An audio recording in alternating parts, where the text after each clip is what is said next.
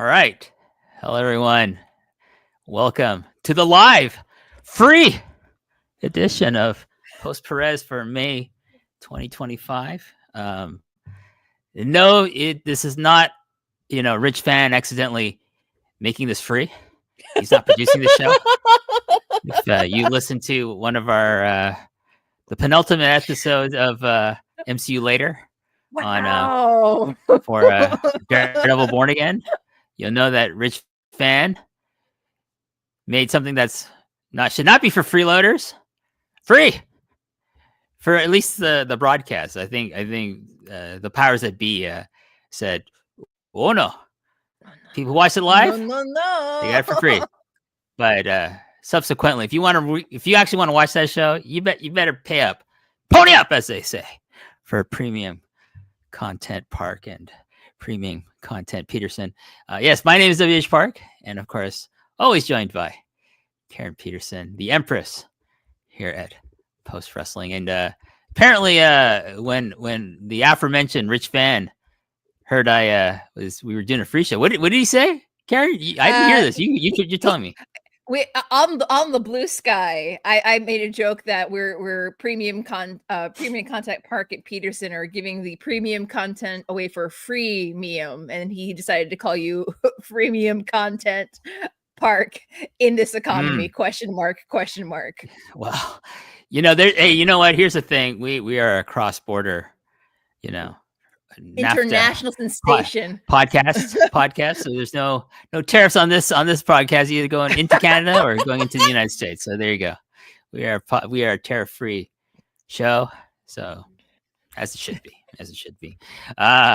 So we have a big show this week, and if you're enjoying this episode, hey, think about signing up for the Post Wrestling Cafe. You can see the banner underneath here, postwrestlingcafe.com, or you can go through patreon.com/postwrestling and sign up for less than the cup of Starbucks coffee. That shit's expensive, by the way.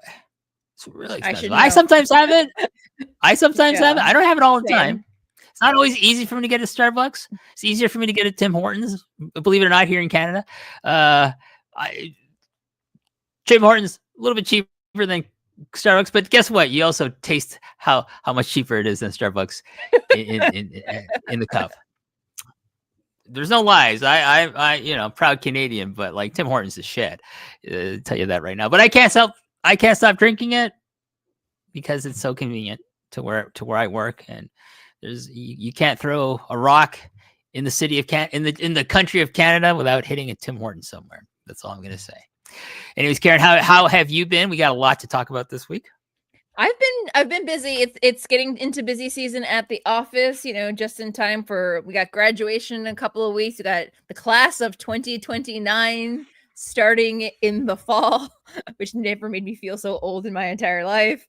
Tournament season is upon us in the wrestling, and I am fighting for my life in the office with managing 5 academic program years in a medical school. So wow. I'm doing my best, but I'm just here to catch up with a good friend of mine and talk some Joshi, talk some happenings around the scene within Japan, which I probably won't be able to visit for another couple of years because, well, America. Yes. Well, you know what? Someone mentioned we just had our federal I might not election. be able to come back. That's the problem. We had a federal election here in Canada, and someone made the comment that Donald Trump is the first U.S. president to lose an election in another country because the person he did not want to be our prime minister is our prime minister. So there you go. I voted liberal. I voted for Mark Carney. So that's who our prime minister is. So there you go. That's all I'm going to say about that. Anyways, today we're going to talk about Stardom All-Star Grand Queendom. Big news coming out of there. I don't know if the post news is bigger than the actual card itself. We'll talk about the card. Yeah. We'll talk about Mayu Iwatani. It's the big news. Yeah. She's our headliner. More than these 3 guys that decided to leave New Japan Pro Wrestling. We'll talk about them. I mean, there's 3 of them. Their departures are significant, but I hate to say it, guys. It's gonna be Mayu. Mayu is the main story of this month. See, here's the thing, and I'll just we'll continue what else we're going to talk about in this show. But here's the thing about Mayu Iwatani going to Marigold and leaving Stardom. It's a net positive for Marigold. It's a big net negative for Stardom for her leaving. Yeah. It's a big net positive for her. Whoever gets Naito outside of the star power, which is significant, by the way, and I'm not like minimizing how big of his name alone is an acquisition for any promotion that gets him, but the in-ring will not be good. Bushi is just there, like he's said his peak. He's probably like, oh my god, if Naito's not here, I might actually have to start working in the ring, instead of just like doing my bullshit. All right, I might as well go with Naito, because wherever Naito goes, Bushi's going, right? Naito's going to very much a possibility. Naito's going to Noah. Guess who else is going to join Noah? Bushi. The other person is, of course, Jeff Cobb. Probably. I'm saying he's going to go to AEW. That's my guess. Really? Yeah, I don't know. Like, I feel like he's worked there before. Yeah.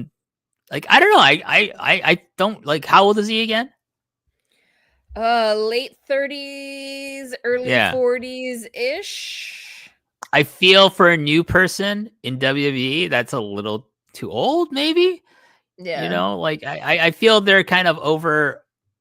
Like, he's 42. Yeah. They're over the cup runneth. They're over the hill.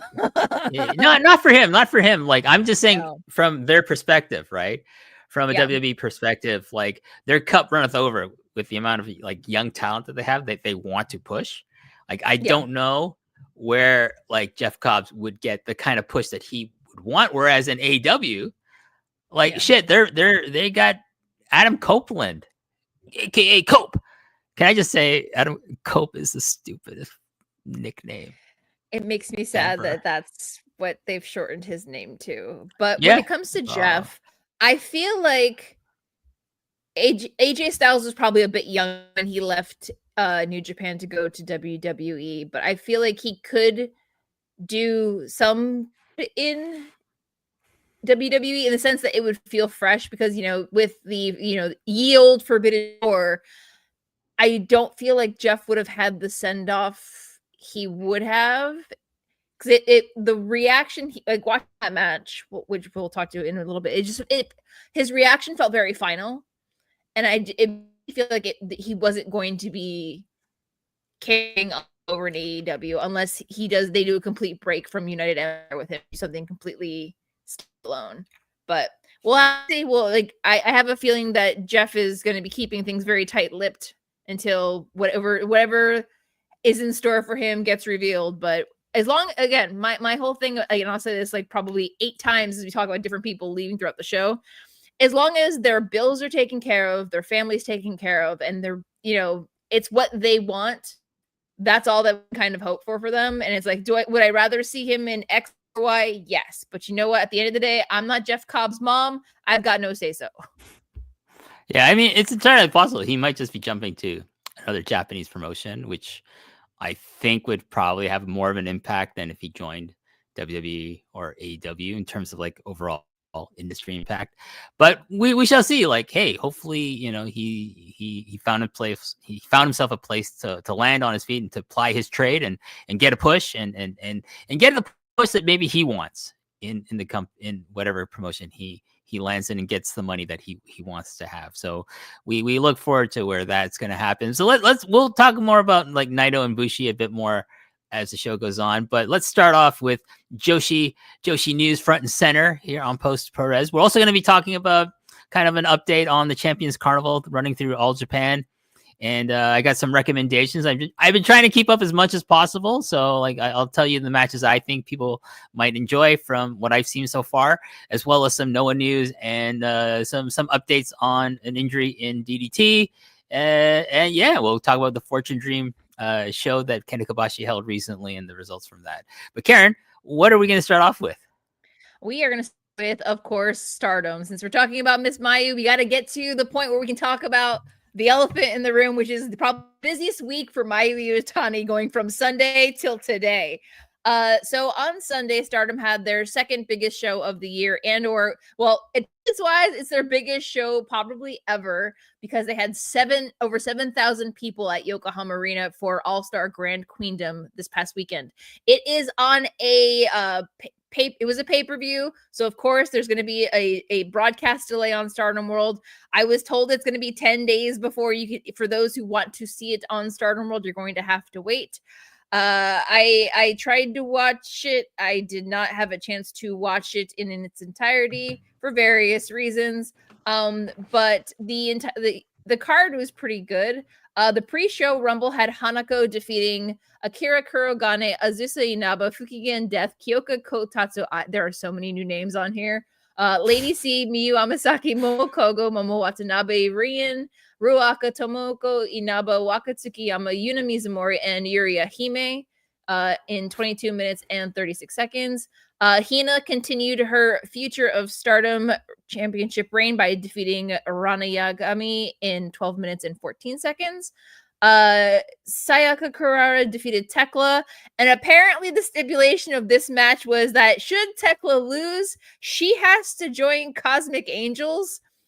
So seeing as she lost, apparently she roughed up some staff, gave everybody the double fingers, including Okada, and allegedly she's been fired. Is it a shoot? Is it a work? Is she going elsewhere? She posted a picture on the Instagram of her passport and her suitcase saying "Mata ne Japan." So who knows where in the world Tekla is? Again, another one we're gonna probably have to sit tight and see where she crops up. It smells like it worked to me. I think if it was real, they just fired. They just have a press conference, say she's gone. Yeah, I don't know. Like in the press the day after press conference, they kind of mentioned in passing the incident and that she's no longer with Stardom, but I guess it all depends if she crops up in a couple of months, because her idol killer character was so good. I really don't want her to be like, oh, let me just show up in a couple of months and do something completely different because it was so good. But anyway, Sayaka, we read that one. Yumiko Hara defeated Rina in 10 minutes and 2 seconds. There was a tag match of Meiko Satomura, Mika Iwata, and Yuna. To the very last minute, Meiko Satomura was just shoving in all of these appearances that she could get before her retirement earlier this week. They defeated Cosmic Angels, Aya Sakura, Natsupoi, and Saori Ano in 13 minutes and 5 seconds. There was a very bloody no DQ match with Suzu Suzuki defeating Mei Sarah. In the recent weeks, Suzu has broken away from the very super kawaii and cute Garu group of Neo Genesis and has launched her own stable, Mi Vida Loca, My Crazy Life, with a couple of newer girls and Rina Yamashita. So we'll see what the future has for Suzu in mind. There was a now. Okay, do they come out to the Ricky Martin theme song? Is that their theme song? I don't think they do. I don't think Suzu God, I hope so. Has a Ricky Martin affinity. He's a bit before her time. I mean, I would appreciate it if she was La Vida Loca with Mi Vida Loca, but we'll have to see. You can do like Japanese hardcore punk band covering it for their theme song. That would be cool. Or something. Do that. Yeah. But I've heard good things about it. But again, it's a hardcore match, so I kind of with a lot of blood, so I kind of have to pace myself. Yeah. So can I just? Yep. Sorry, just a quick thing before we continue with the results. The way Stardom does this, like this is such bullshit. I gotta say, it's such bullshit. You have a 10-day delay if you subscribe to Stardom World. Listen, it should be available 2 days after the event airs. No one's buying it like after the fact. People will buy it before to watch it live or like delay by a couple of hours. No one's buying this 10 days like after. Not at 10 days nearly $35 US. No. On top of paying for Stardom World? No. It is a real I can't imagine they make a lot of money on these pay-per-views, like especially internationally. There's no way There's no way. I feel like domestically is where their numbers come from because for me that's why I stopped covering it, because I can't afford shelling out $40 sometimes multiple times a month to watch a show that I can't keep and is not being live streamed on the platform that it originates. Because when you talk about Stardom World versus New Japan World has the leg up that they occasionally have a pay-per-view, and it's usually for their international shows. But every other show that they have, unless it's something like historic crossover or a special show like the Super Juniors or Despi's standalone show, by and large, most of their programming is included in that that 999 yen price. And that's why it's frustrating, because I would have loved to have watched this, but I'm like, at the price tag in this economy, I can't. I have to wait. I have to wait for it to come out.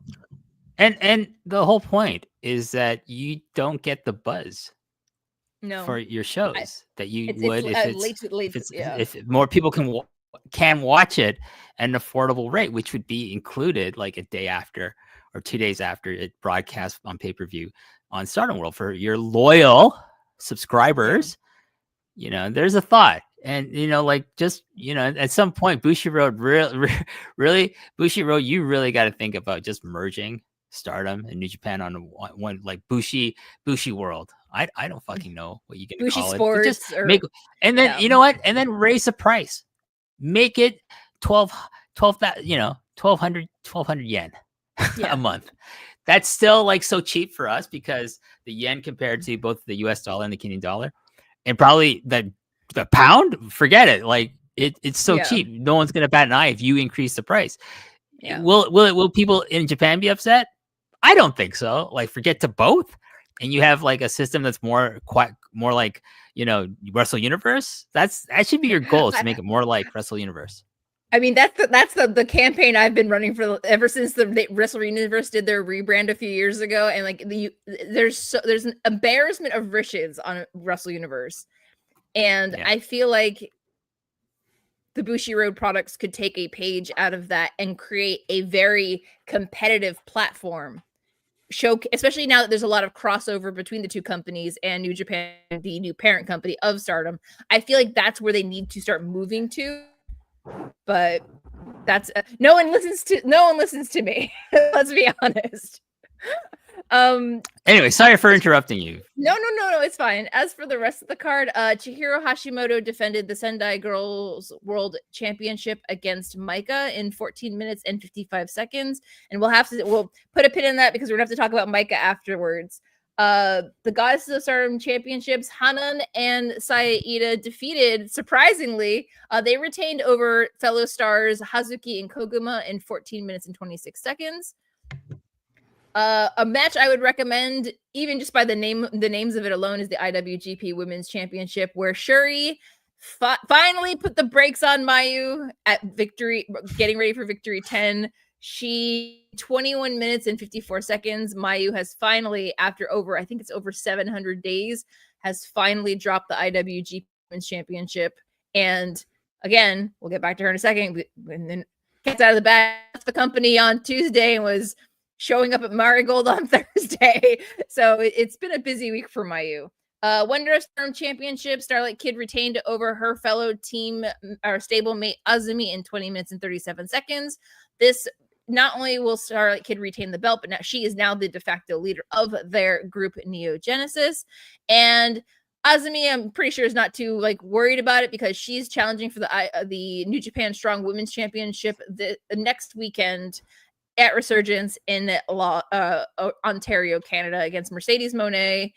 And oh god, it's a three-way, and my brain is completely. Oh, Mina Shirakawa. The three of them are in it. Mina's. You mean Ontario, California? I don't think Resurgence is coming to Canada. No, California. Did I say yes. Canada? You said Ontario, Canada. They both start with CA. I'm sorry. I'm tired.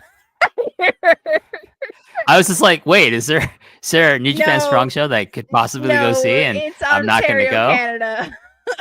Okay. It's Ontario, California. California. Yes, it's in California. All right, I need just clarifying that. I need a vacation. And the World of Stardom Championship was finally defended in a career versus career match where Saya Kamitani not only defeated Tam Nakano, Tam immediately went into retirement with no retirement road and no farewell show.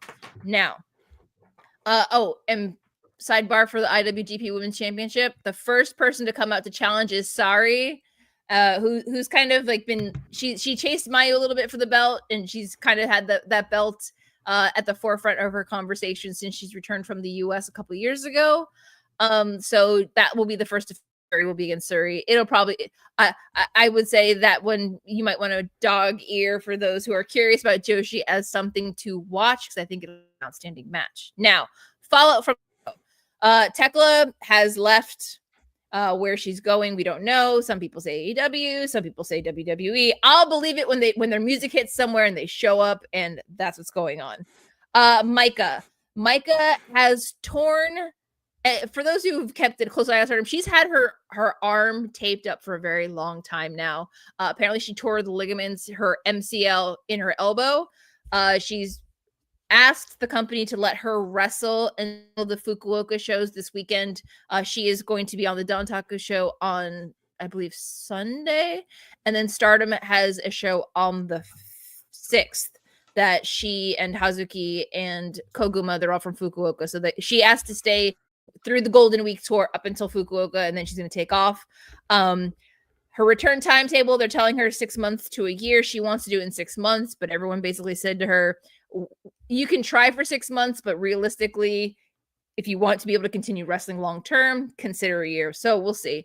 But she will more than likely, if not almost definitely, miss the 5-star Grand Prix this year. But she's won it she's won the World of Stardom Championship before, so I don't think she's in a rush to win the 5-star. So no, you don't need to be in that unless you're like never won a tournament or never won one of the major titles. So yeah. And as for Tam having no retirement show or retirement road, that was part of her request. Like in the press conference that they had the day after, that was part of her request to the company, was that should she be the one to lose this match, that was her choice. Hence the very dramatic and very emotional farewell that you saw of her. Like, for those who watched the match, her and Kamitani after everything happens, they walk up the end of the ramp together. There's feathers falling everywhere, white feathers, black feathers. It's very emotional. I cry over wrestling, and I also need time to watch it and enjoy it. So yeah, I've seen murmurings that Tam might be moving into a backstage role again. Until they announce something, I'm not going to assume that it's true. She hasn't said anything. She's been very quiet on social media since then, so we'll have to see what her next move is. Personally, I think she should move into entertainment because I think she'd be great. And then, of course, Mayu. So at the press conference, the closing segment of that press conference the day after the show on the 28th was announcing that Mayu was leaving Stardom effective immediately. So basically, back about a year and a half ago when there was buzzings about people leaving Stardom to go either to go join Rossi or to potentially leave the company and go freelance. Mayu was apparently in that conversation, and she does discuss it in both this press conference and the one that she shows up in earlier today. But with the departure of talent at the time, with Utami, Mirai, Mai Sakurai, Julia, with all of them leaving at the same time, there was a concern on both sides, both for Mayu and from the company, that should she also leave at that time, the Stardom could have completely collapsed and gone away. And, for her, it was 13 years of her career. This is the company that made her. She chose to extend her stay for the sake of the company so they could start transitioning, championships to other people, start building factions around other people. So this very extended reign of hers with the IWGP Women's Championship was basically kind of giving her a project to do, because even up until last year when she still had the championship, she had done every single thing outside of holding the future championship, which she was always too old to be able to hold it anyway. She had nothing else to do. And it's avoiding this stagnation and, considering her options, she wanted to continue contributing to the world of women's wrestling. but she realized that now at this point, dropping the belt to Shuri, Stardom was in a good place again. That if she were to leave at this juncture, it wouldn't affect the company as much as it would have had she left last year. So there was murmurings that she was going to AEW, she was going to WWE. She quit. She finished with Stardom and literally started an Instagram for her 2 dogs, and she has 3 cats apparently. So I was like, she's not leaving the country. She got 5 animals plus a house. Excuse me. And it was my gut reaction and my knee jerk was that she's going to go to Marigold because she's one of the wrestlers that is long term very loyal to Rossi. He's basically like, when it comes to pro wrestling, he's her dad. Like for many of them, he helped train her and create her career to the point where she is now. So yeah, that's where everything is on the news side for Stardom. Now we jump over to Marigold, which on the same day they had a show in Nagoya, which was Marigold Rising Spirit. The biggest, probably the most notable match on it was Nanae Takahashi's Passion Countdown. She wrestled a returning from dual knee surgery, Jungle Kyona, who had been gone since 2023 because she had to get both surgeries on both of her knees run and rehabbed and back into the ring. Kyona is still listed as a freelancer, but she has expressed interest in working with Marigold and wanting to do, of course, go for championships, because what else are you going to do? And you got all these beautiful, beautiful shiny belts. So yeah, their first anniversary show, Marigold Shine Forever, is going to be on Saturday, 24th. So it's going to be the 1-year anniversary show. That being, they haven't announced the cards yet. So we know who the champions are right now.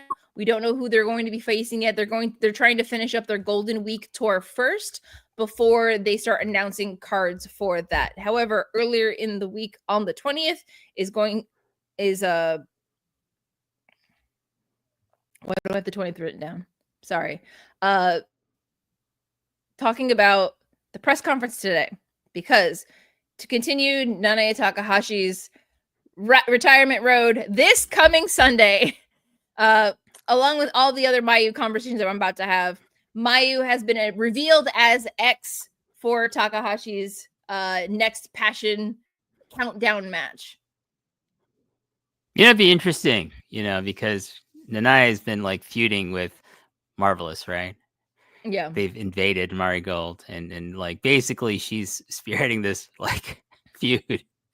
Her and her students against the Takumi Iroha and the members of Marvelous. Great angle, by the way. If you watch it on YouTube, there's all this great angle stuff on the Marigold YouTube channel. But here's the thing: is like, who's a really good friend of Takumi Iroha? Mayu Iwatani. So maybe Mayu's gonna throw in. Maybe she's gonna say, I need a tag team partner because I might want to go for those Twin Star belts. Hey, Takumi-chan, you busy? You wanna?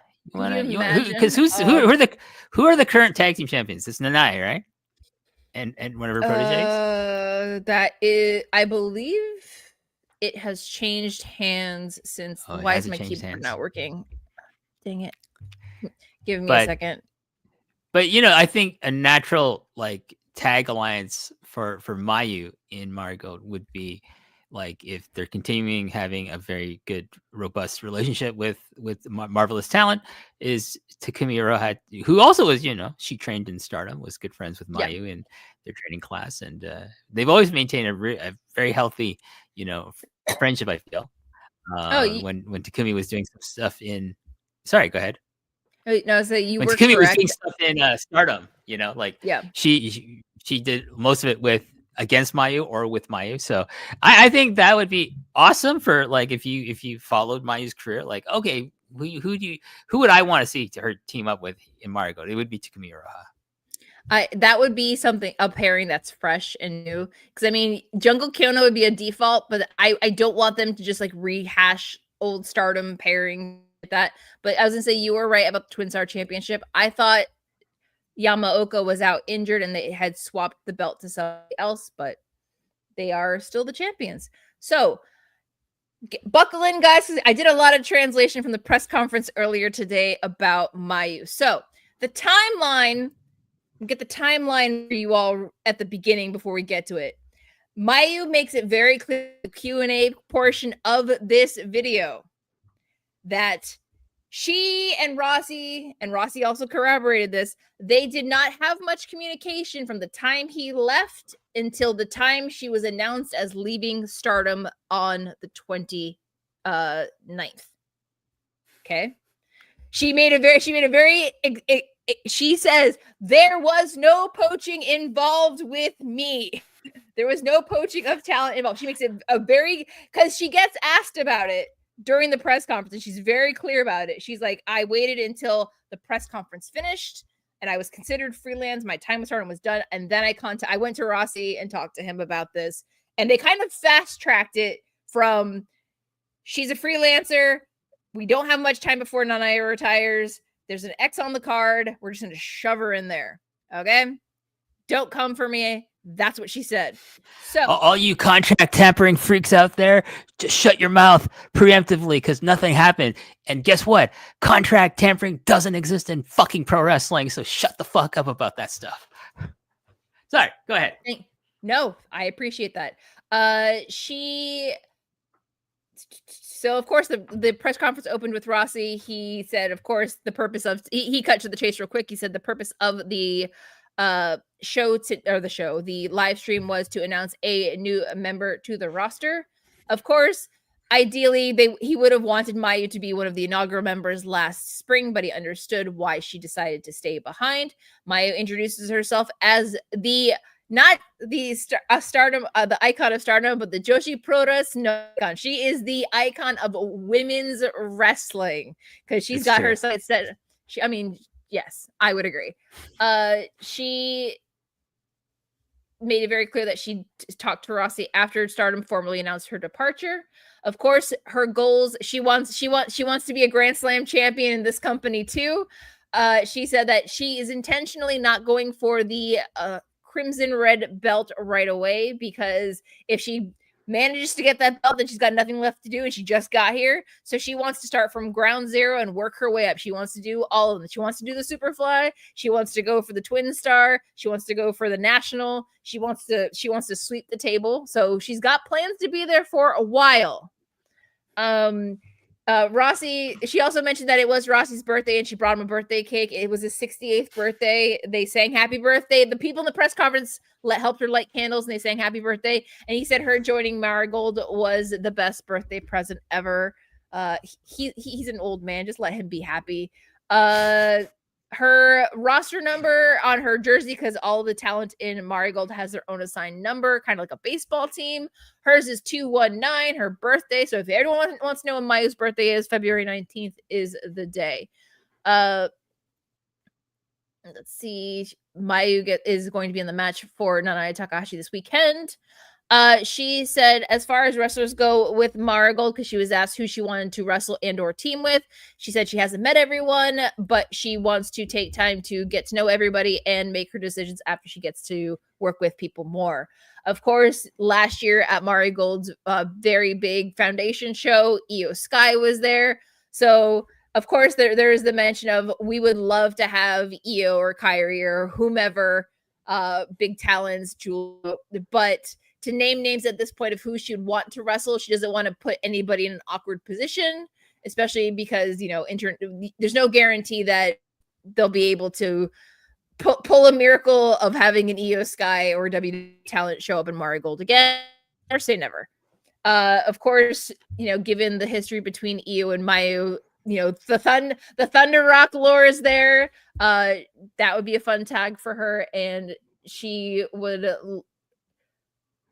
love to wrestle any of them, Io, Kairi, Julia, but she's already wrestled them. So she knows that she's familiar with them, but she'd also like to try wrestling new things. She goes over why she chose to stay in Japan. Of course, not just, and it isn't just loyalty to Rossi or missing wrestling Utami or anything like that. Her life is very much settled here. She has dogs, her cats, her house.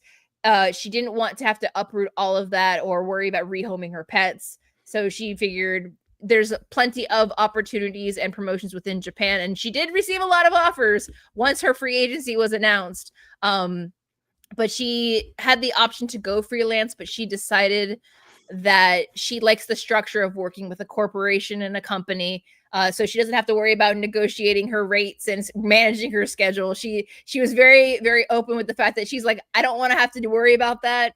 I just want to go with the flow. Give me a schedule. Tell me where to show up, when to clock in, when to clock out, and I'm done. She really said that she enjoyed seeing how much growth Utami and Yuzuki have had, especially being the champions and being at the forefront of the company right now. She was asked if she had kept tabs on Marigold, but given the Stardom schedule, she's been very busy, doing her job. But she was also asked if she had kept in touch or had any comments for the members of Stars or the roster from Stardom. She's like, well, when my announcement went out earlier in the week, I received some messages from different people, and I discussed our thoughts at that time. So I liked the fact that she didn't rehash private conversations in a public forum, even though she was asked about it. She was very polite and very discreet about it. Frequency of appearances after the Korakuen show on the 4th. Her next appearance will be at the first anniversary show, and then with the goal of being full-time afterwards. Sorry. There was the question of how does it feel to go to Stardom's rival? And I was like, wow, that's a very bold question to ask. She said that, Stardom in her mind is number one in the world, but now she has the opportunity and the motivation to work with Marigold to help elevate them, not to meet that level and that standard of excellence, but to hopefully surpass it and make Marigold number one. So who knows, who sees. And that's it for Marigold. That's my diatribe about Mayu and everything Mayu. I'm curious to see what changes will be made to her ring gear, if her music's gonna, because her music's very much Stardom music. We'll have to see what the remix of Mayu Iwatani is going to be in spring of 2025.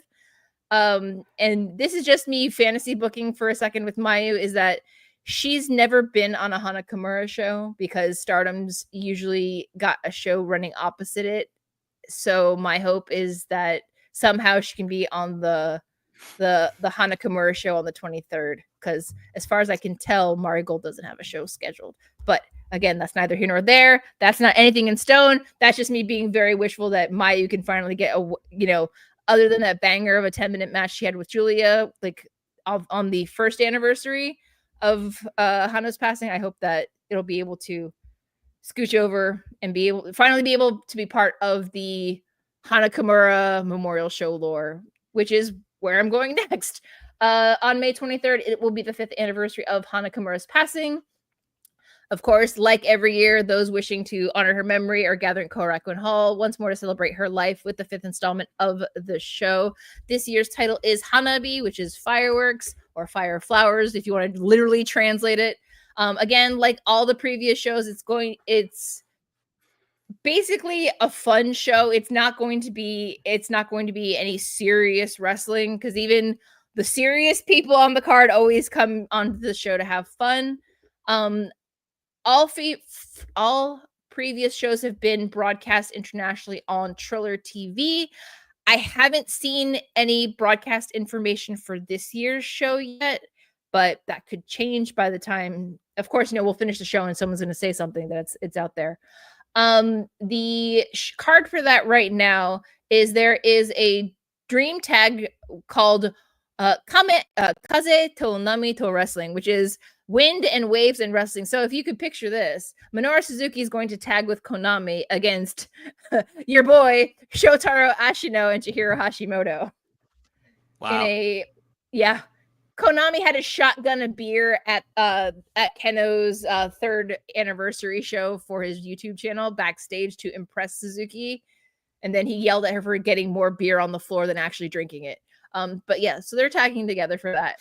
There is going to be the Hana no Undokai, which is Hana's Field Day. It's the annual battle royal, of course, featuring the usual players: Banana Senga, Tsutomu Usugi, Mune Norisawa, Fuminori Abe, Yuko Miyamoto, Ram Kaicho, Kaori Yoneyama, Super Delphin, Cherry Unagi Sayaka, and there is a Cho Omono no X, a super big bomb guest number 2 that's listed as an X. That's where I want Mayu. It's probably going to be Jungle Kiona, but we don't know. We'll find out the day of. There is You a said number gorgeous... 2. It's guest number 2, right? It's not yeah, the other big bomb guest number was 1 Unagi is... maybe it's all a swerve. It's Mayu and Jungle. That's fine. I'll take it. I would not be mad at either of that or both of that. There is the gorgeous 3-way match between Shin Hana Kimura, which is Sakura Hirota's annual cosplay of TCS era Hana, against Mensore Oyaji and Jaguar Yokota. So if you want to see Jaguar Yokota do another comedy match, because she kind of did a comedy match at Meiko Satomura's retirement, this is your bread and butter right there. There is a singles match between Aja Kong and Seigo Tachibana. Another singles match between Tai Hanma and Yuna. And then a special 3-way tag match with... This is my jam right here. Meiko Iwata and Miyuki Takase versus Sari and Natsupoi versus Hiroyo Matsumoto and Dash Chisako. There is the final match of the card, the main event, will be Rina from Stardom, who, when Hana outgrew some of her original TCS gear, passed it on to Rina along with some of her finishers. So Rina is now... Her and her twin sister have graduated high school, and Hina is in college. I don't think Rina is in pursuing a traditional education. But they're both adults now, having wrestled since they were like 12. Will be wrestling against Veni. And then Mio Momono was supposed to be on the card, but she's out with an injury right now, so she'll be on commentary. Which takes us to talking about Keno's All the Bastards Assemble. Again, another feel-good show, not meant to be serious. Highlights include Kenta defeating young guy Daiki Odashima. Keno versus Meiko Satomura in a 5-minute time limit draw. A 6-man tag match with Alejandro, Kobuto Mitomi, and Kaito Kiyomiya against Hajime Ohara, Katsuo, and Shuji Kondo. Dump Matsumoto defeated Black Mensore. Why that match went 18 minutes, I don't know, and I don't want to know. There was a tag match with Hiroyo Matsumoto and Minoru Suzuki defeating Chihiro Hashimoto and Manabu Soya. And the main event was Jinsei Shinzaki and Keno defeating Tokyo Tornado, Kembai, who's currently Amakusa, and Hiromu Takahashi's their excursion era tag team. And then we transition over to Sendai Girls. And then I promise I will give WH the show back. Meiko Satomura, the final, was on Monday the 29th. It is on Wrestle Universe. It is free. It is on a pay-per-view. Go enjoy it. Same thing with Keno's show. Free, and go enjoy it. Yuna and Yurika Oka defeated Senka Akatsuki and Yura Suzuki in 7 minutes and 32 seconds. Jaguar Yokota and Mayumi Ozaki defeated Jinsei Shinzaki and Shin Sakura Hirota as Shin Meiko Satomura. If you guys are into cheap and fun cosplay, go follow Sakura Hirota. She not only does the costuming, but she studies the wrestlers' moves and mannerisms to make the characters more enjoyable. In the Battle Royal, Ryo Mizunami defeated Hiroyo Matsumoto, Kyoko Inoue, Minoru Suzuki, Miyuki Takase, Nanae Takahashi, Shinobu Kandori, Sonoko Kato, Soy, Zonis, Takako Inoue, and Yu and Takumi Iroha in 20 minutes and 14 seconds, with the final being Aniki Mizunami against Minoru Suzuki, and she pitched him over the top rope. Then Dash Chisako, Mika Iwata, and Suri defeated Lena Cross, Nina Samuels, and Veni in 14 minutes and 10 seconds. The main event was Manami and Meiko Satomura defeating Aja Kong and Chihiro Hashimoto in 22 minutes and 55 seconds. And of course, in the post-match, Aja Kong said, I want to tag with you one time and we'll take on any challengers. So, of course, Chihiro Hashimoto, Mika Iwata, Senka Akatsuki, Takumi Iroha, and Yuna, along with Sakura Hirota. 5 minutes of just stupid fun. And then flowers were given by Bull Nakano, Akira Hakuto, Lioness Asuka, and Chigusa Nagayo. Before the match, Kenta Kobashi gave her flowers, and then there's videos from Io, Kairi, Asuka, Shinsuke, and Hiroshi Tanahashi. And that is all from me. I'm going to drink some water now. Yes. Karen doing the good work of getting us up to date on the kind of magnitude level of like mega magnitude levels of changes happening in Joshi in the last couple of weeks. Retirement of Meiko Satomura. She's going to continue being involved with Sendai Girls, I assume. Yes, as it's there hasn't been a clear discussion as to what she's going to be doing. I'm guessing she's going to probably continue with Sendai Girls and do more behind the scenes things, or she could do something entirely different. We don't know. There hasn't really been much public discussion about what's on the Satomura menu moving forward. And she did. If she stays, that she'll be one of the trainers there and like kind of be like maybe, like a office person and be like kind of a representative, like in press conferences, things like that. And I don't, because it's her baby, right? Sendai Girls is her thing. That's her. She started it. It's her promotion. So I find it hard to believe she would leave the promotion altogether. Yeah. Like retire from in ring, sure. Yeah. But I don't know, because to me wrestling is ingrained in her. I don't see her leaving wrestling entirely. Like I can see her as like saying, I don't want to wrestle anymore. But hey, I can still roll around training people. Like, and it's like Mayu. Like Mayu is someone, when she retires from in ring, she'll probably still be in wrestling as a trainer. Oh, absolutely. And like her kind of going, like saying in her press conference about joining Marigold is like part of the thing she wants to help train some of the girls there, and it's a big positive. Yeah. If you're familiar with like the influence, like the kind of the period of freedom in Stardom with like Kairi, Io, and Mayu all there. Yeah. Like they, along with some other people, but they had a huge hand in bringing up people like Hazuki, Azumi, Starlight Kid, and like Hana Kimura, and a whole bunch of other people. That it's like it's a big thing. Like those three are all gone now. Mayu's in Marigold, and she's gonna help pass on her. Like here's the thing about Mayu going to Marigold. Outside of Nanae Takahashi, she is the most seasoned person in that company that can pass on a wealth of knowledge and experience. And goddamn, she's an amazing wrestler. Like, and just say, oh, that's, you may want to do this instead of that, and there's that great scene from Damien Abraham. She's not injured. Yeah. She's doing great. So there's that great moment in, I think, Damien Abraham's thing about Stardom on his wrestler show, where you just see her giving feedback to people, and she just says to Hazuki, and I think what's her brain fart? No, the leader of hate. Oh, why am I getting Natsukatora. Yes, just saying to them, well, I don't have any feedback for you. You're both awesome. Go. And they had the big smiles on their face. It was like, that was great. Like just things like that. I think she brings that kind of, being a great sensei to the talent of Marigold. It's great. And by the way, on your left, I predicted that this would happen, that Mayu would eventually end up going to Marigold. When we and on social media, I just retweeted on Blue Sky, the post wrestling article. Oh, Mayu's gonna leave, Stardom. I just retweeted that with 3 golden flowers. So yes, there you go. My on your left is that I've been talking about her leaving for a year, and people have been giving me a tough time about it. So you know what? They thought she was gonna stay in Stardom forever.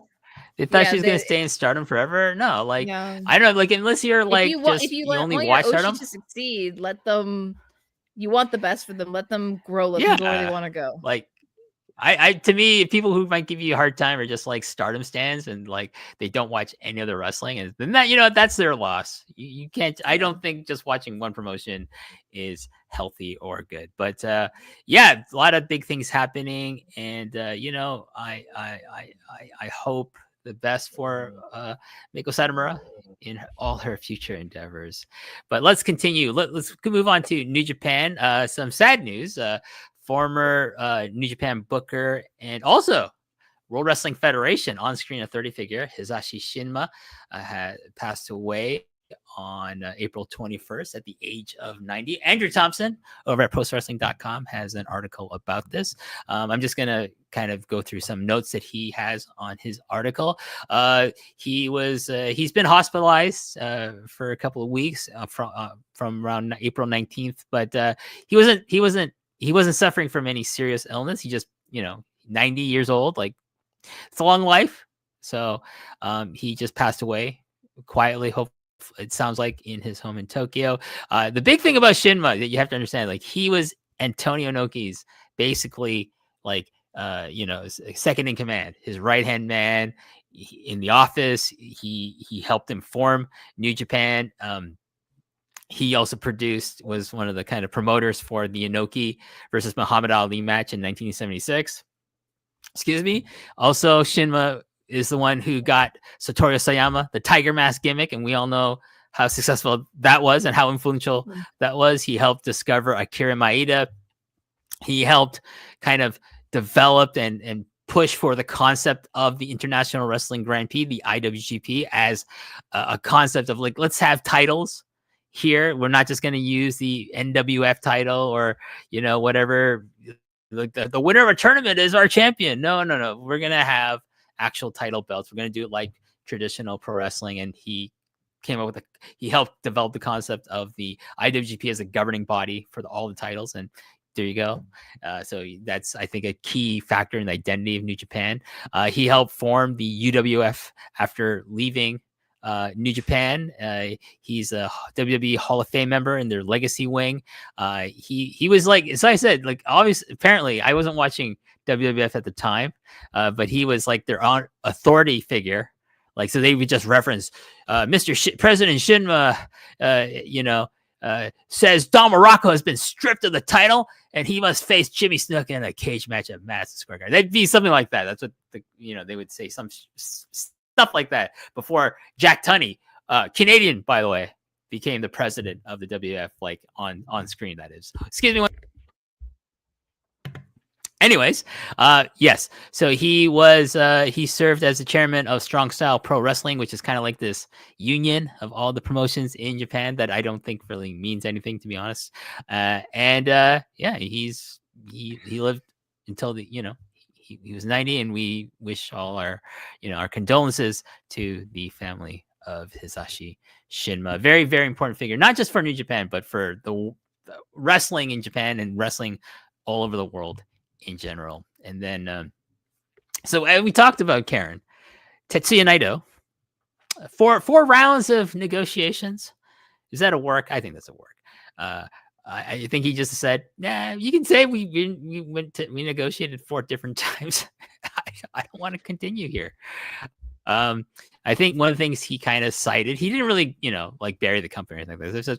He was just kind of like like, wow, I don't wrestle as much as I want to. I think that's one of the big things he wanted to do is wrestle more. And like, New Japan was like, because they do feel, I feel gun shy about using people that they feel are chronically injured or have serious injuries. Look at Katsuyori Shibata. No problems wrestling in AEW. He's in one of the big factions right now. He's part of the Trios champions over in AEW with Samoa Joe and Powerhouse Hobbs.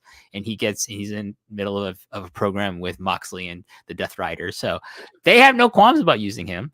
But New Japan was like, no, can't use him. So except for 5-minute exhibition matches that he doesn't do anything in. Okay. You have a ready built main event between him and Goto for the IWGP World Heavyweight title if you wanted to, without even him just shows up and says, Goto-kun, I want to challenge you for the belt.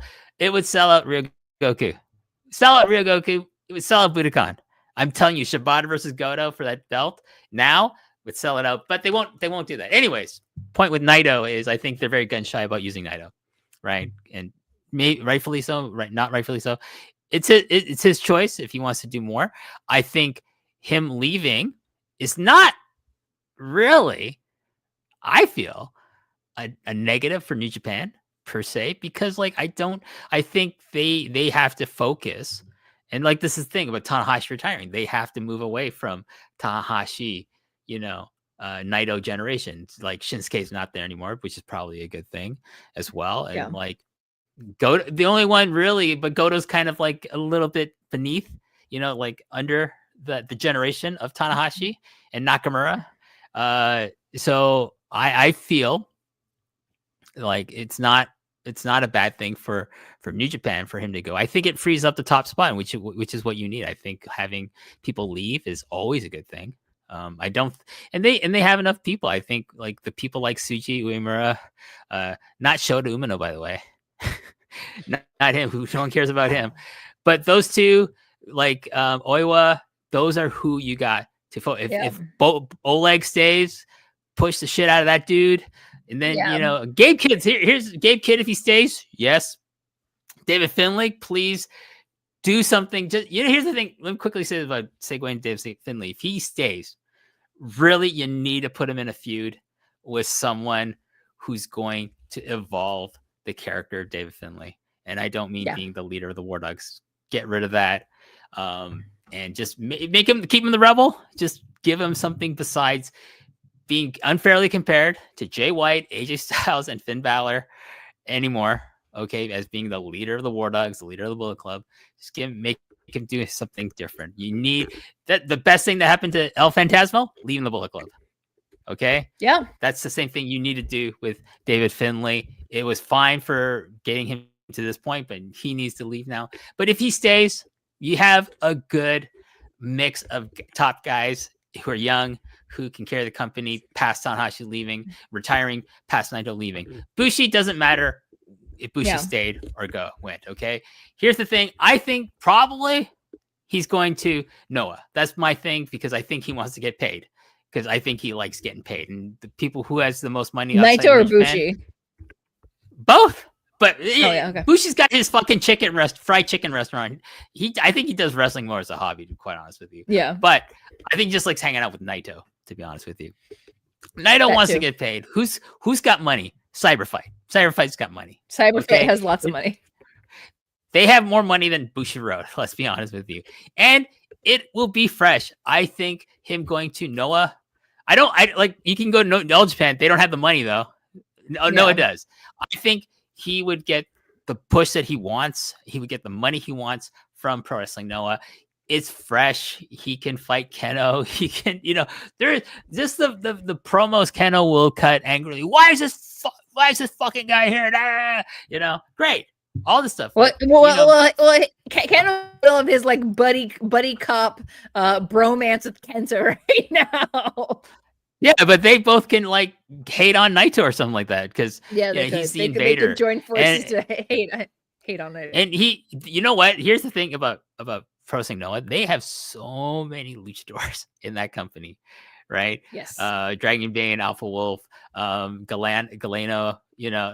He could form a kind of Ingobernables type of lucha-based, lucha-themed faction over there, plus all the guys who are Japanese who are inspired by lucha. You could do that in Pro Wrestling Noah. You don't call it Ingobernables, obviously. You call it something else.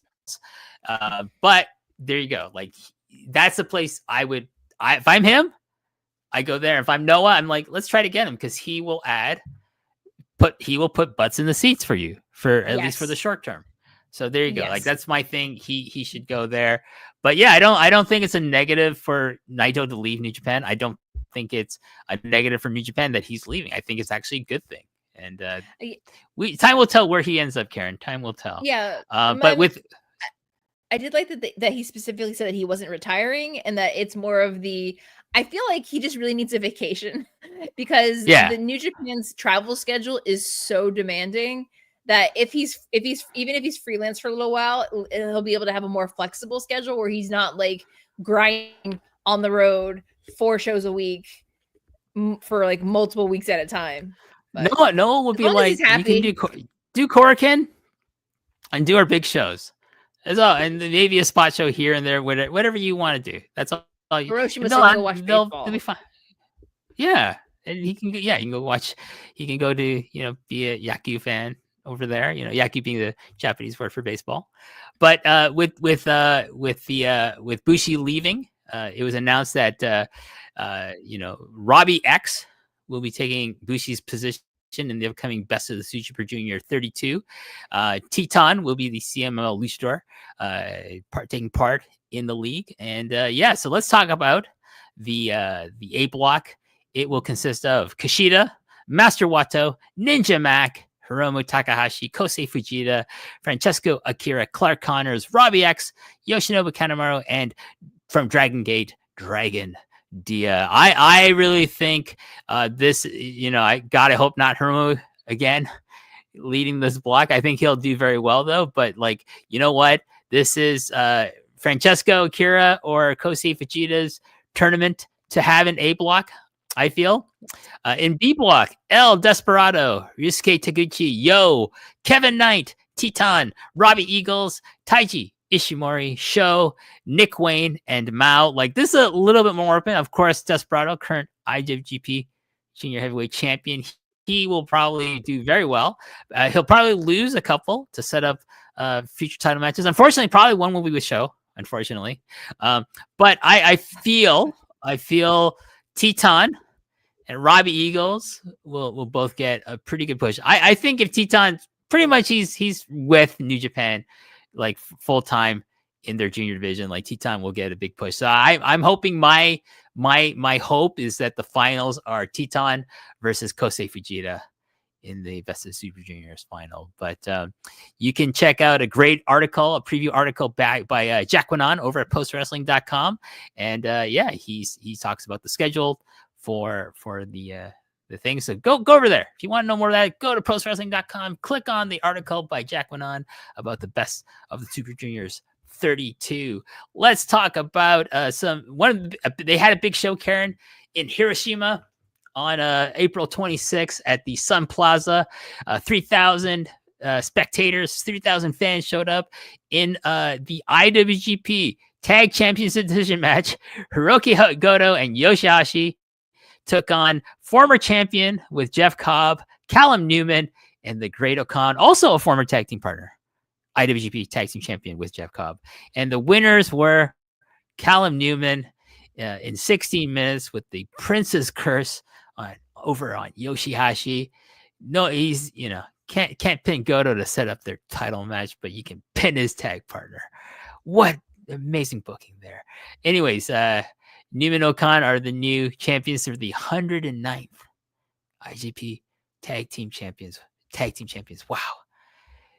If you look at the all 109 champions, Karen, you're going to see 103 that should never have been the Tag Team Champions. But anyways, that's neither here nor there. After the match, Tomohiro Ishii and Taichi.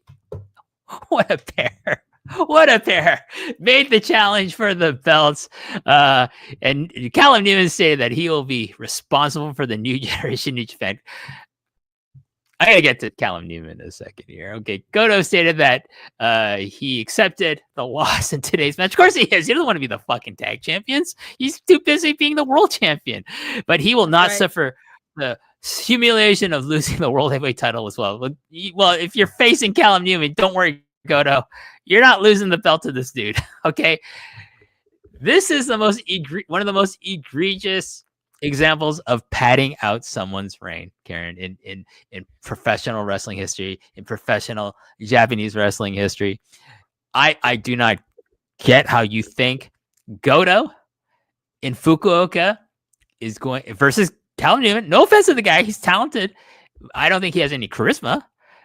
The Prince of Pace, come on, that's a terrible nickname. That's terrible. Like, also, like he patterns himself after Prince Devitt, right? After Finn Balor, a bit. I feel like, you know, I don't see it. If they put the belt on Callum Newman, I will think they have lost their minds. That Tanahashi retiring and Naito leaving broke their brains. It's not happening. You need to keep Goto the champion because he is the best thing in New Japan right now. We'll talk about wrestling. Goto versus Yoshihashi at some point before he loses that belt. I need the tag partner versus tag partner tension. Karen, Yoshihashi versus Hiroki Goto for the IWGP World Heavyweight title we'll see what attendance is. Okay, we'll sell more fucking tickets than fucking Goto versus fucking Callum Newman. Okay, I'm just gonna put that out there, but we'll see. Yeah, I could be wrong. Maybe Dontaku's gonna do well. I don't think it's gonna be because of the main event. I think it's gonna be because of they fucking love New Japan and Fukuoka. Okay, you ever been to Fukuoka, Karen? Yes. When I was flying out of Honolulu, I regularly worked the flights to Fukuoka, and one of my exes is from Fukuoka. What a wonderful town! So, I'm familiar with the location. Sure. Great food scene. If you are a foodie, Fukuoka is one of the best places to go. Great ramen, great seafood. I had freshly, harvested squid. And by fresh, I mean I can still see the blood capillaries still moving in the tentacles, as was in our. No, I don't have a problem with eating still alive fish, sort of, kind of. Not my go-to. But okay, it's still a little fresh, still moving a little. It's okay. I like squid. I like octopus. There you go. Anyways, also another big card they had was at Wrestling Hizen no Kuni at Saga Arena. And we had 3 title matches here. NJPW World Television title match. Great Khan lost the belt. Thank God. Back to El Phantasmo. He defeated Okan with the Thunder Kiss 86. IWGP Junior Tag Championship. Robbie Eagles and Kosei Fujita lose the belts to Yo and Master Wato. Wato winning the belts with the Falcon Blow on Kosei. Only 3 title defenses. I don't know. I kind of would have kept the belts on, TMDK here, but no, that's just that frees up Rob Eagles to win Best of the Super Juniors. There you go. My final for Super Juniors is Robbie Eagles versus Kosei Fujita in an all TMDK final. There you go. It could happen. And finally, IWGP Junior Heavyweight title match. The current champion El Desperado pushed back on the challenge from Templario, and he won. Desperado won the match in 20 minutes, following the Pinche Loco. So there you go. Let's talk about an upcoming show, Taka Taichi Mania 4. This is, of course, Taka Michinoku and Taichi's independent show, but usually has a lot of New Japan talent on it. This is going to be on next Wednesday, May 7th at Korakuen Hall. And here's the card, Karen. Yuji Nagata, Daiki Nagai versus Thunder Masami from Just Tap Out, and Ryoma Tsukamoto, who's a freelance wrestler. Right to compete at the next Takataichi event, Battle Royal, and a whole bunch of people. I'm not going to go through that. There's going to be a Joshi 6-man, 6-woman tag match. Rhythm, Akane Fujita and Big Haruka versus Sariano, Sayaka Kurara, and Rana Yagami.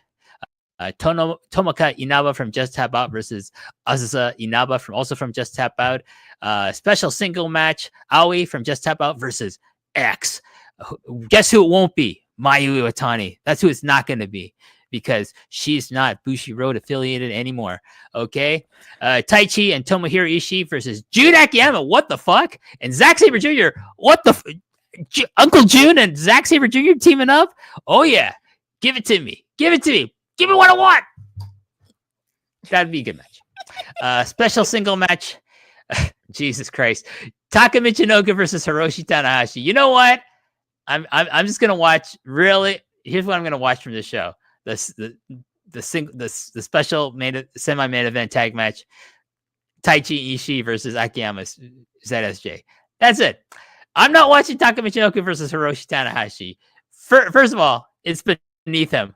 It's beneath Tanahashi to wrestle this guy in the stage in either of their careers, to be quite honest with you. So, anyways, if you want to watch that match, I hope nothing. I don't judge you. It's just not for me. Just not doesn't float my boat. Let's move on. Let's preview Wrestling Dontaku. It's a two-day event. May 3rd. This is coming Saturday. And on May 4th. By the way, May the 4th be with you if you are a Star Wars fan like me. Andor season 2. Andor season 2 fucking rocks. And I'm gonna plug something in a minute here after we go through Dontaku. But anyways, night 1, on the Saturday, Katsuya Murashima in a zero match or dark match, I guess, or whatever they call it, versus Daiki Nagai. Excuse me. Toriyano, Bolt No Leg, Yo, and Master Wato versus Ryohei Oiwa, Hartley Jackson, Robbie Eagles, and Kosei Fujita. Yuya Uemura, Tomohiro Ishii, Taichi, and Taka Michinoku. So is Tomohiro Ishii in fucking just 5 guys now? No. Well, just 5 guys has been kind of annexed onto Hantai. So it's like the Hantai's kind of become like the house of wayward toys where like Chaos got annexed and then just 4.5 3.5 guys also got added. So they're just kind of like shuffling the deck with all of these groups and seeing what like bizarre combinations crop up. And Ishii as part of just 5 guys is, I mean, it's very on brand. He's just one of the guys. He doesn't care. There you go. Well, they're taking on Yoda Tsuchi, Tetsuya Naito, Hiromu Takahashi, and BUSHI, Los Ingobernables de Japón. Hiroki Goto, Yoshihashi, and Ryusuke Taguchi take on Callum Newman, Great O'Khan, and Jacob Austin Young. El Phantasmo and Jado versus Konosuke Takeshita and X. Who is X, Karen? Is it you? I believe it is not me, but I do believe it is Azúcar Rocky Romero. Yes. He's part of the Don Callis family now. That's right. He's a bad man. That's right. See, I was gonna almost think Josh Alexander, but he's on Collision this Saturday, and you can listen to the. I would love to see Josh Alexander in New Japan ring with Kenosuke. I think it'll happen. It's probably gonna happen. In the G1. That's right. Might happen. But anyways, if you watch Collision, please make sure to watch Collision Course on Post Wrestling with Kate from Montreal and John Cena. We love Kate, and we love Cena. There you go. That's right. They do the Lord's work, watching shit on Saturdays and talking about it right after. There you go. Hiroshi Tanahashi, Final Road. Hiroshi Tanahashi versus Zack Sabre Jr. If there's anyone who can get a good fucking match out of Tanahashi these days, it's probably going to be Zack Sabre Jr. So earmark that one, folks. Special single match: Shota Umino versus Shingo Takagi. Oh, please, Shingo, kill this young man. I hate him so much. I hate him more. You know what? My hatred of Seth Rollins exists still, but Shota Umino, I hate Shota Umino more than I hate current Seth Rollins right now because, well, first of all, Seth Rollins went heel, which he's better at being a heel, and there you go. Anyways, dog pound cage match. You know, this is very reminiscent of like a Dragon Gate Dead or Alive, like survival cage match they would have like almost annually on one of their big shows. But anyways, the War Dogs. Good Lord. David Finlay, Gabe Kidd, Drilla Maloney, Clark Connors, and Taichi Ishimori will take on the House of Torture Evil, Ren Narita, Sonata, Sho, and Yoshinobu Kanemaru. Okay, who on War Dogs is turning against the War Dogs and joining House of Evil? House of Torture, sorry. Probably Taiji Ishimori as the one non-foreigner in the group. I think it's Drill Maloney's turning on them. Better yet, Sho turns on House of Torture and we get rid of House of Torture. No, see, that doesn't work. That doesn't work. Like they want House of Torture to be like big. So my notes here, because I was like, the names of the groups are too long, right? So I abbreviated it to HOT and just dogs. So what I wrote on my notes, I wrote hot dog pound match. Hey, you know what? That would work too. The first one to get a hot dog suspended from the top of the cage No ladders. You have to like, it's like fucking like Ultimate X and TNA. That's right. You'd have, but the goal is to eat. That's right. No, you got to crawl on these ropes and eat the fucking hot dog. It's not, you know what? It's not even like a fucking Polish sausage or anything good like that. It's just a regular fucking hot dog that you get at 7-Eleven. And I'm not talking about Japanese 7-Eleven. I'm talking not about the good 7-Eleven gas station. That's right. Grizzled. Gas station. Been on that fucking roller for like fucking one fucking day and a half. No. That's right. Because then you have to eat that fucking hot dog. Why isn't New Japan hiring us as bookers for their fucking matches? I do not know. Anyways, let's go. Night 2. That's right. Hot dog pound match sounds better than most of the shit. 70% of the shit they book, anyways. Karen. Anyways, night 2 on May the 4th. No lightsabers involved. Probably Ryusuke Taguchi and Katsuya Murashima versus Hitamaru Sasaki and Jet Way, both from Kyushu Pro. Guess who's losing? The guys from Kyushu Pro are fucking losing. Unless they're so desperate to make this Katsuya Murashima respect the business that he eats the tinfoil, which I can see happening, but that'd be dumb. Mentai Kid and Baton X Bura Bura, both from Kyushu Pro. Yes, Baton X Bura is one person. Versus Taiji Ishimori and Geto, Yoshihashi and Master Wato versus Great Khan and Jacob Austin Yan. WH, did you catch who Ishimori is tagging with? Yeah, Geto. You think that's gonna stick? You don't think that's gonna change? I don't care because I'm not gonna watch the match. Sure. Okay. I mean, I don't care. I don't have to watch. I don't have to review it, so I'm not gonna watch anything that has fucking Geto. I got you in it. Yeah. You know what I'm saying? Yeah. Don't worry. I'll find out who's guys. I'll find out. I'll listen to you and Bruce. Don't worry. I know you and Big Bruce Lord are gonna fucking like somehow make me. Well, actually, I love both you guys, but you're not gonna make me care about this match. But anyways. Yeah, probably not. Stardom offer match. What's the Stardom offer match again, Karen? The Stardom exhibition is a 6-woman tag with Maika, Hazuki, and Koguma, the 3 girls from Fukuoka on one side, and Starlight Kid, Azumi, and Yuna Mizumori on the other. Mizumori is a member of Cosmic Angels, but she's also from Kumamoto, which is part of Kyushu. Hence, she's on the match. And Starlight Kid and Azumi are wildly popular in New Japan and AEW, so they're also in the match. It'll be fun. It's one of Maika's last matches before her surgery. Yes. El Phantasmo and Bolton Oleg. I kind of like this tag team on paper. You know, it's nice. You know, one's got the speed, one's got the power. They should maybe go after those tag titles. Maybe they'll take on Konosuke Takeshita and probably Rocky Romero.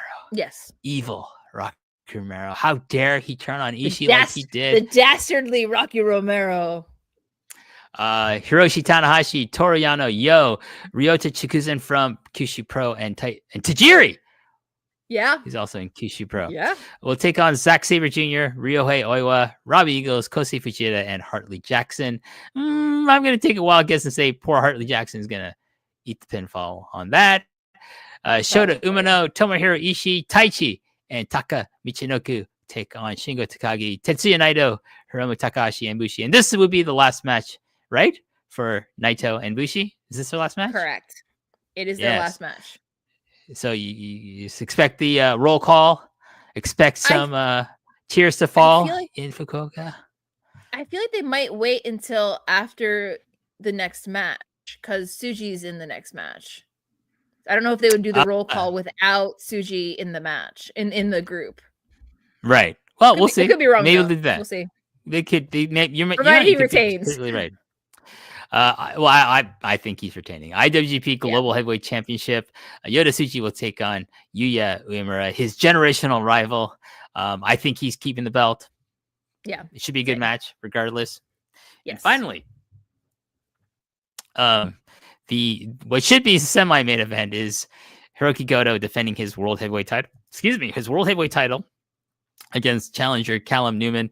If this goes more than 20 minutes, I will be like, you have lost your minds, New Japan. Like, I'm sure it'll be a fine fine match for Goto and for Callum Newman. Show out, get people buzzing about you for lay the groundwork for the future if you're sticking around. But do not take the belt off Hiroki Goto in this match, please. I do not want to have to come on next month and just say, first of all, with Karen, listen, New Japan has lost their fucking minds. I don't want to have to say that. I want to say they made the right decision, and Hiroki Goto is still the world champion. He's still bringing his kids out to celebrate with him in the ring after his big title matches, because they're the best thing in Japanese wrestling right now, those kids. Anyways, what do you think? Is Callum Newman going to do the Newman shock? I don't think so. I think he might have a good G1, but he has to have a good G1 for that. I don't think they're going to hot shot the belt to him at this stage. No. But we'll see. Bruce and I will be doing a double shot on Sunday afternoon of these two cards. Basically, we'll be cherry picking matches, probably talking about the key ones on the card, but we're not going to do a match by match breakdown because it's going to be 2 days condensed into one. And it will not be for free. It's not for you freeloaders. You got to pony up and pay for it. Right. Pay up. This is one of Bruce's last shows before he goes on vacation. We'll also be doing research next weekend. And then where's he going on vacation? I didn't hear this. I think he's going to Scotland for like a month with his family to just like drink whiskey and go around the countryside. That's on brand. That's on brand for Bruce Lord. Maybe he'll be back by Dominion. I think he's back before Dominion or around Dominion, but we'll see. Anyways, let's move on. All Japan Pro Wrestling, they are in the midst of their Champion Carnival, and the standings as of April 30th, we have A block. It's a 4-way tie for first place with 4 people having 10 points in this block, Karen. One is Davey Boy Smith Jr., Kento Miyahara, Hideki Suzuki, my good friend Hideki Suzuki, by the way, and Jun Saito, the current Triple Crown champion, at 8 points is Kengo Mashima, who's having actually quite a very good Champions Carnival, I have to say. 6 points are Kuma Arashi and Bear Storm, and Shotaro Ashino. At 4 points, Zion, and at 0 points, not surprising, former Cyber Kong from Dragon Gate, Takashi Yoshida. B block is a lot more kind of an even playing field with the point spread, Karen. At 8 points, we have 3 people with Madkoa Kikuta, Ryuki Honda, Yuma Anzai. 6 points, Mike Di Vecchio, who's having a nice Champions Carnival from the matches I've seen, and Yuma Aoyagi. And at 4 points, Aigla Blanc, White Eagle, Ren Ayabe, Koto Omori, and Rei Saito. So no one's at the bottom end like Takashi Yoshida is. There you go.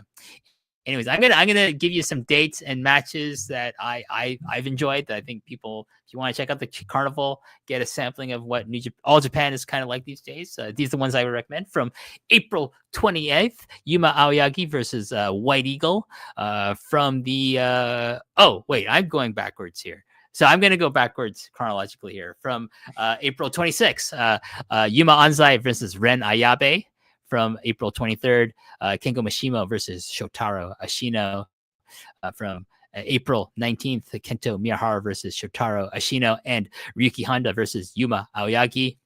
From April 13th, Kengo Mashima versus Hideki Suzuki, and Jun Saito versus Shotaro Ashino. And finally, from April 12th, Hideki Suzuki versus Shotaro Ashino, and Kento Miyahara versus Kengo Mashima. So for me, like, Hideki Suzuki is having a pretty good Champions Carnival in the ring, as well as Kengo Mashima. And I really kind of putting himself back in the mix, in the top mix, so to speak, is Kento Miyahara. And it's been fun. I don't like nothing go out of your way to see, but if you want to check it out, these are the matches I would recommend. The Carnival continues with 3 more shows starting from May 6th from Korakuen Hall and concludes on May 18th from Oda Ward Gymnasium.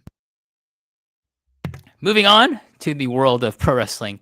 Noah, they announced the full card for their big 25 years of pro wrestling. Noah, Karen, where does the time go? I remember getting a videotape of their first 3 shows in the mail from, I forget who was my tape dealer at that time? I don't know.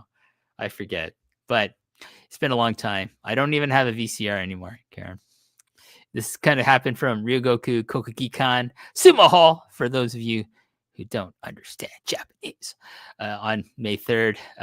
Dark match, Yuto Kikuchi versus Daiki Odashima. A lot of Daikis and young boys in New Japan. And it was a popular name. It's still a popular name right now, but yeah, it was a popular name at the time. GHC Junior Tag Championship match.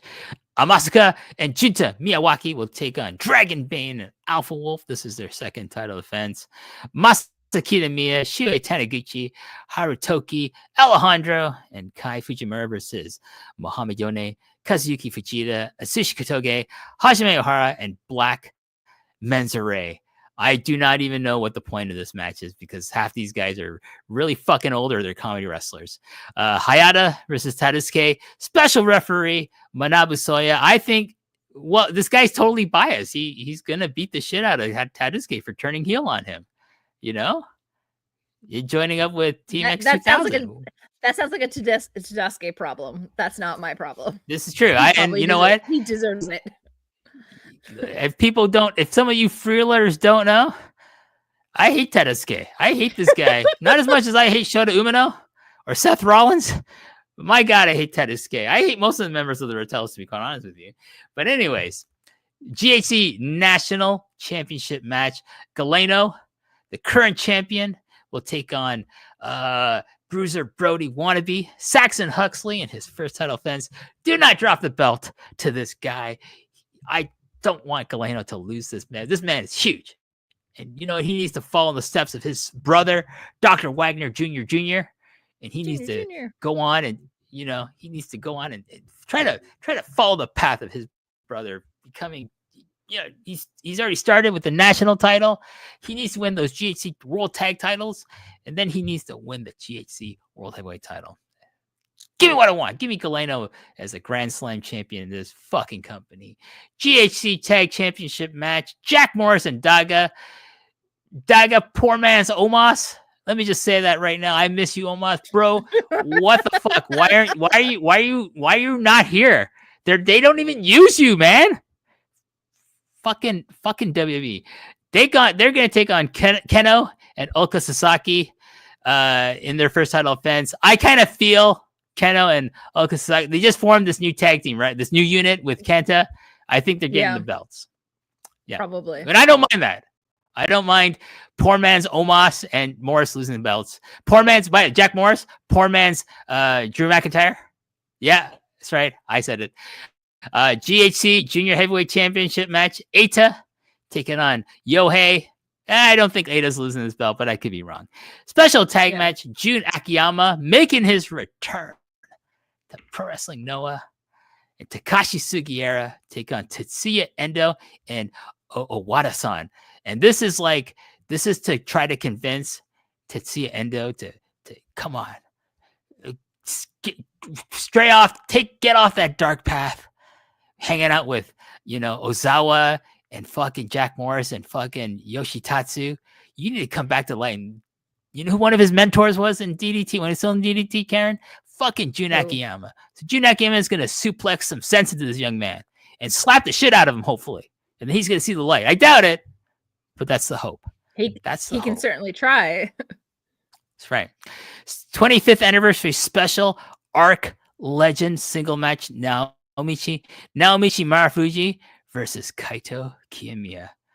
Could go either way, Karen, but I think Kiyomiya is probably, you know, Marufuji's not selfish. He probably put over this guy, even though the promise isn't there anymore with Kiyomiya.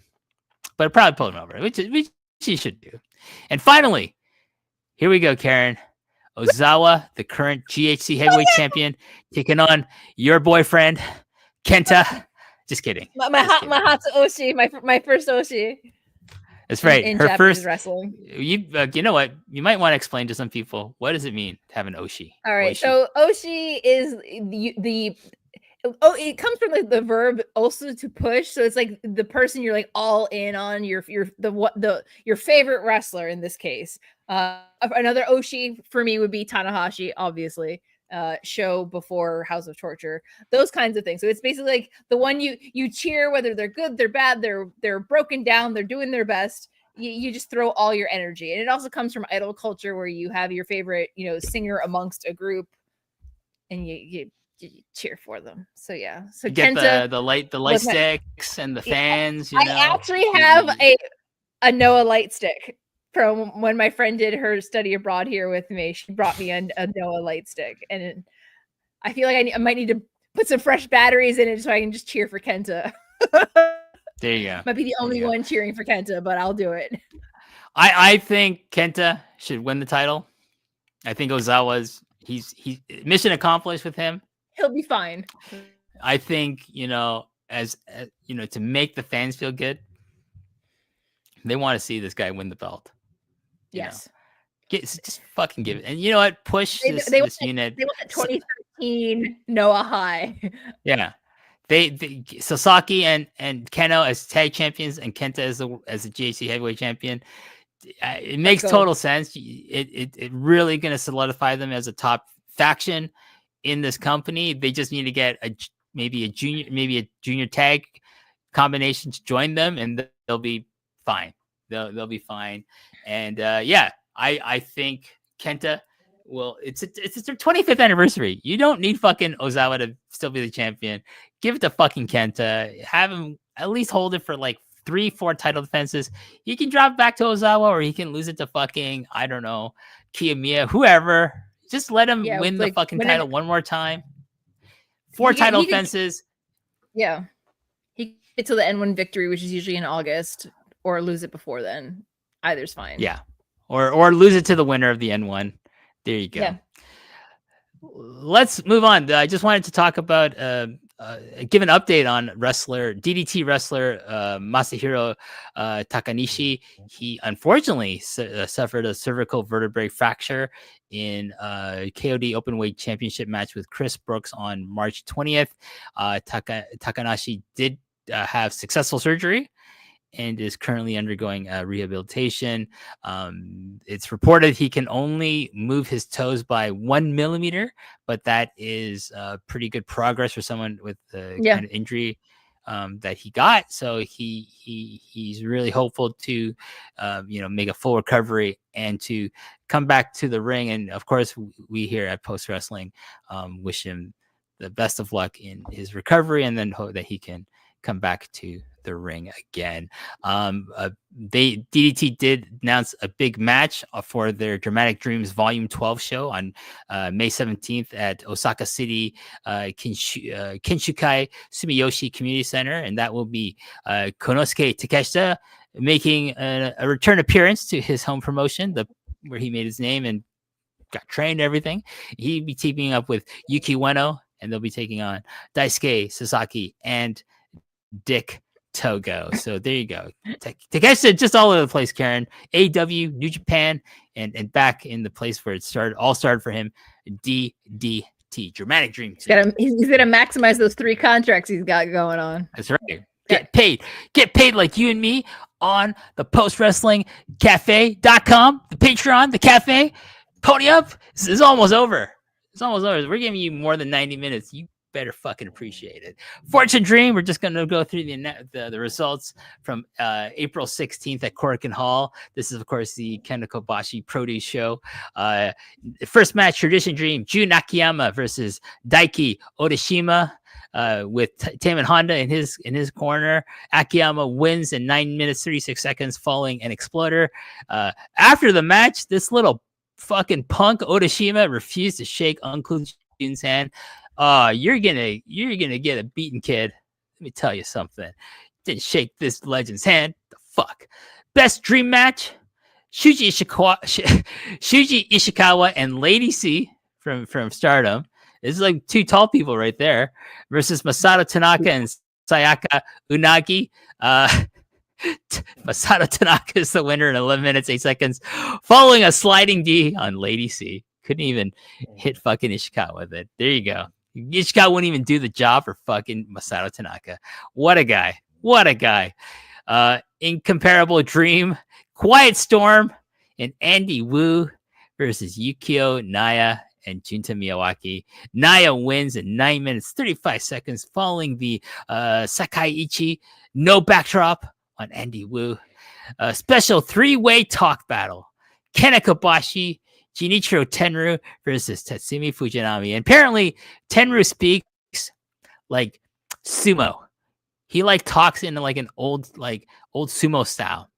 And so they're saying like Kobashi saying, even when he was like my senpai in all Japan back in the 80s, I didn't understand what the fuck this guy was talking about, because he just spoke in like, you know, like you have Keigo, which is a really formal style of Japanese, right? Ultra apparently polite, like he Tenryu speaks a real like formal version of like Japanese that's native to sumos, because that was his background before he became a professional wrestler. So it's probably very antiquated and very niche that you have to cut. And like Kobashi, I think also the other member of this match, Tatsumi, or this 3-way talk battle, Fujinami, were both like, we don't understand what Tenryu's saying. We got, God bless him, he's a legend, what a fucking wrestler, but I don't understand what he's saying. And of course, he's probably doing it. He's doing it on purpose, right? Obviously.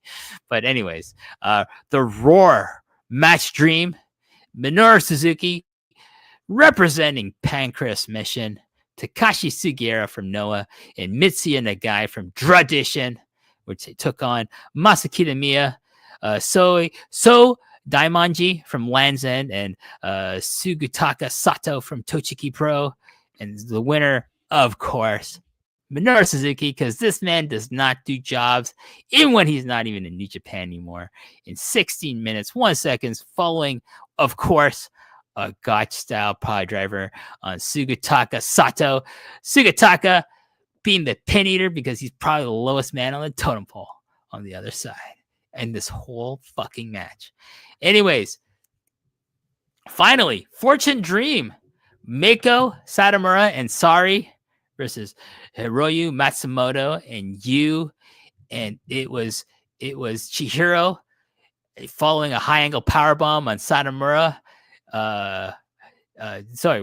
Chihiro won. Oh, wait, did I get this wrong? It's Chihiro.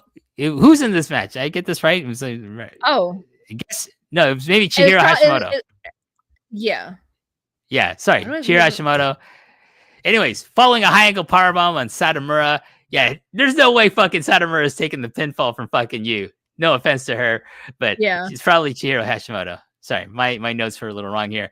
Anyways, after Hiroyu Matsumoto said, I'm not selling you guys any socks from Minoru Suzuki's store. Fuck both of you. She didn't say that. That's just me having a PTSD of me and John Pollock's real life encounter with her at Minoru Suzuki's store. Yes, it was Hiro Hashimoto and you. Not Hiroyu Matsumoto. Not Hiroyu Matsumoto. Team 1000 kg? 200 kg. Oh, sorry. I kind of dyslexic when it comes to numbers. So there you go. My apologies, everyone. My notes were a little wrong there. But yes, so no socks were involved at all. That's totally wrong. But anyways, Kena Kobashi showing a lot of respect to Meiko Satomura, saying, hey, you're the main event of my show.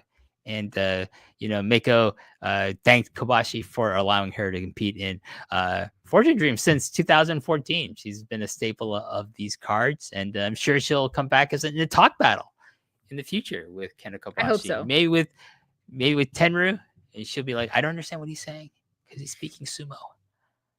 But anyways, Karen, any final thoughts before we wrap it up? It's been a hell of a month. It was, like this, like the first half of April was kind of, everyone was like kind of had their eyes on WrestleMania and everything like that. But like you hit the middle of the month and it was just like a landslide of happenings. And, while some companies did leave, like a lot of talent either chose to leave or go freelance at the end of March, April's kind of that month where you finish cycling out those who are leaving and prepare to start bringing in who's coming up next. So Spring's here. I'm excited to see what it brings us. I think it's exciting. I think it's exciting in New Japan, especially they kind of clearing the decks for their next generation to take over the main event spots over there. That's always a good thing. You got to do that every 7 to 10 years. I feel like you really need to start clearing the decks of like your previous generation of main eventers. Hiroki Goto notwithstanding, but it's great. I think Mayu going to Marigold to and it's fresh. It freshens that company up, freshens her career up. Excited to see what kind of matches, storylines she's going to be involved with in that company, and we'll see. And where does Tetsuya Naito end up? We'll find out. I'm sure by the time we record our June edition, we'll know where Tetsuya Naito has wound up. And I'm going to say Pro Wrestling Noah. That's my guess. That's where my money would be as well. Okay, so let's talk about. Thank you. By the way, all the people coming in and out of the YouTube stream, thank you for watching. We appreciate if you stuck through the whole thing. Thank you very much. Appreciate it. Yeah. By the way, so if there's anyone musically inclined out there, maybe I'm probably gonna see if it's okay with Way to make a form, maybe submit a new theme song for Post Perez that we to include Karen. Because the old one is basically about me and John. Doesn't really fit. Karen's been doing this for almost 3 years now. If you know how long Karen's been doing this, I can't remember. I feel like it's been forever, and that's a good. Somebody tell us how long I've been. Yeah, how long has Karen been doing the show officially with me? Not as a guest, but as my co-host. I had multiple guest spots before I got the offer. So yeah, so maybe it's time for us to have a theme song that includes. Park and Peterson and Park. I'm not egotistical about the order. If it as long as the song sounds good, I'm gonna ask Way, maybe put up a thread so people can make submissions in there. But we'll put it out there, and I by the way, I'm saying this without asking, discussing it first with John Way. They might be like, oh, WH, I wish if they don't want to do it, then just forget everything I just said in the last minute or so. Okay, folks. Anyways, I do want to say thank you very much. Karen is going to be doing the Dontaku reviews with Big Bruce Lloyd. Wait, do you have anything else coming up, Karen, or anything to plug besides that? Yes, we have the Dontaku double shot on Sunday the 4th. Then Saturday the 10th, sometime whenever Bruce and I get around to figuring out what time slot, we will be doing the New Japan Resurgence review from Ontario, California. I have it in all caps, so I get it right this time. And I will be teaming up from Montreal around the 20th for we're getting the girls back together. We're going to be reviewing, I don't know if it's been mentioned yet, but we'll be reviewing a TV show together. And then we've got Post Pro Res on first week of June. There you go. You can, of course, find myself on MCU Later. Me and Rich Fan, along with a slew of guest hosts, including Karen, reviewed Daredevil Born Again. What a great scene! Did you see that last episode? And I said it, Karen, you better have something special for fucking Frank Castle. And my God, and the most gruesome death scene in MCU history. With the poor police commissioner. Oh my God, I won't even describe it. I couldn't believe what I saw. I was like, it was a lot. Did you just film that? It was a lot. But anyways, on the Disney Plus. I know. There you go. Kudos. Hey, I mean, they got all this Fox content. They don't care. They got a lot of saucy content over on Disney Plus. So anyways, Thunderbolts is coming out this weekend, and me and Rich Fan, we're tentatively going to review it sometime next week, hopefully Monday, but that's not set in stone. But we'll have a review sometime next week of Thunderbolts Asterix on MCU Later. That'll be behind the you're gonna have to pony up for that. And then myself, speaking of Rich Fan, myself and Rich Fan are doing something over on the Pro Wrestling Torch website, the VIP section. He does a show there in VIP called is it everything? No, the deep dive. But this for the next 4 weeks, the deep dive has turned into This Is the Way. And by the way, we spell way W-A-I. Yes, we have appropriated Wei Ting's first name for the name of our Star Wars review show. Why? Just because I think it's funny. And Rich said, all right, sure. Whatever, WH. If you want to, as long as he's okay with it. And I said, hey, wait, can we appropriate your first name for our Star Wars show, even though you don't necessarily love Star Wars? He doesn't hate Star Wars. He doesn't love Star Wars. He says, sure. And in his indomitable Wei Ting way, he was like, yeah, all right. Anyways, we reviewed episodes 1, 2, and 3 last week on the Torch. It's a fun show. I actually, Karen, you just as a point of curiosity, I don't swear at all on these shows. I watch my language on these shows.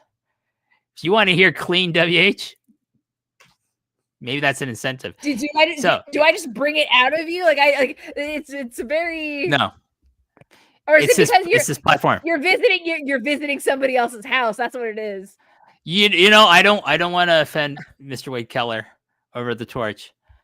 So, I said, Rich, language restrictions. He goes, not really, WH, but yeah, maybe just tone it down. Maybe don't give the full WH experience for the poor listeners of the Torch.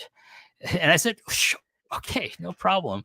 Even though I'm sure I have cursed a lot on shows with Alan Farrell over there doing stuff with Alan Farrell over there. But anyways, we are going to review episodes 4, 5, and 6 this coming week over on This Is the Way. This season, like last season 1 of Andor, was amazing. It's amazing television that happens to be set in Star Wars. And Andor season 2, same thing. I'm just absolutely loving this season so far. So, but if you want kind of more detailed review of what we liked about each episode, tune in. This Is the Way. Part 2 is coming up sometime next week over at the Torch. And anything else? No. So Thunderbolts coming up, both and Star Wars reviews, both with my good friend, your good friend Karen, Rich Fan. He's and maybe before Andor finishes, Rich will be on the screen. I think his rehab's coming along nicely. So good. I think that was the last thing I heard.